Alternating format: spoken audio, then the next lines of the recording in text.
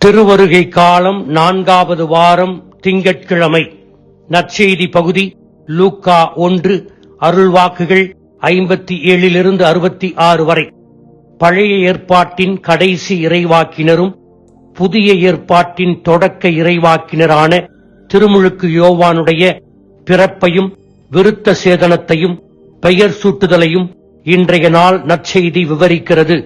திருமுழுக்கு யோவான் வாக்களிக்கப்பட்ட மெசியாவின் வருகையை அறிவிக்கவும் தேர்ந்தெடுக்கப்பட்ட மக்களிடம் அவரை வரவேற்க தக்க தயாரிப்பு படலத்தில் ஈடுபட்டு மனமாற்றத்தையும் வாழ்வை புதுப்பித்துக் கொள்ள வேண்டுமென்றும் பணித்தார்.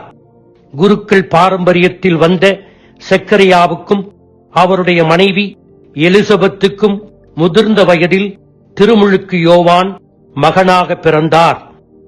வியப்புக்குரிய முறையில் பிறந்த தன்னுடைய மகனை தங்களுடைய முதுமை பருவத்தில் கடவுள் வழங்கிய கொடை என்று நினைத்து மட்டற்ற மகிழ்ச்சி அடைந்தனர் செக்கரியாவும் எலிசபெத்தும். ஆண் குழந்தை பிறந்துள்ளதைக் கண்டு அக்கம்பக்கத்தினர் அனைவரும் அகமகிழ்ந்தனர்.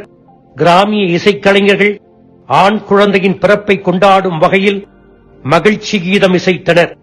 விருத்த சேதனத்தை தொடர்ந்து பெயர் வைக்கும் சடங்கு. கபிரியேல் அதிதூதர் செக்கரியாவுக்கு சொன்னபடியே குழந்தைக்கு யோவான் என்று பெயரிட வேண்டும் என்று எலிசபெத்து வலியுறுத்தினார். யோவான் என்ற பெயருக்கு ஆண்டவர் அருள் நிறைந்தவர் என்று பொருள். கூடியிருந்த மக்கள் சக்கரையாவிடம் முறையிட்ட போது ஊமையாக இருந்த செக்கரையாவும் அவன் பெயர் யோவான் என்று ஒரு பலகையில் எழுதினார். கடவுளுக்கு கீழ்ப்படிதலோடு சரணடைந்ததால் செக்கரையாவுக்கு மீண்டும் பேசும் திறன் கிடைத்தது. தனக்கு மகனை கொடையாக கொடுத்ததற்கும் இஸ்ரேலுக்கு விடுதலை தர இருக்கின்றவரை அறிவிக்க இருக்கின்ற தன் மகனுக்காக கடவுளை உரத்த குரலில் புகழ்கிறார் செக்கரியா.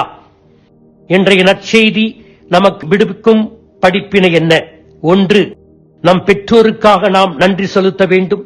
நம்மை ஒழுக்கமாக வளர்த்து ஆரோக்கியமான சூழ்நிலையை ஏற்படுத்தி கொடுத்ததற்காக நன்றி செலுத்த வேண்டும். நம்மேல் அன்பையும் அரவணைப்பையும் அபரிமிதமாய் பொழிந்ததற்காக நன்றி செலுத்த வேண்டும். அவர்கள் படுக்கையில் நோய்வாய்ப்பட்டிருக்கும் போது, முதுமை பருவத்தில் இருக்கும் போது அவர்களை காயப்படுத்தி நன்றி கெட்ட மகனாக மகளாக இருந்ததற்காக அவர்களிடம் மண்டியிட்டு மன்னிப்பு கேட்க வேண்டும். 2. நமது ஞான ஸ்நானத்தின் போது நம்மை ஞான வழியில் வழிநடத்த தத்தெடுத்துக் கொண்ட ஞான பெற்றோருக்காக மன்றாட வேண்டும். கடவுளின் குழந்தைகளாக, இயேசுவின் சகோதர சகோதரிகளாக, விண்ணகத்தின் வாரிசுகளாக, கிறிஸ்துவின் மறையுடலின் உறுப்புகளாக, நம்மை கடவுள் வாழ் ஆலயங்களாக செதுக்குகின்றவர்கள்தான் ஞான பெற்றோர்.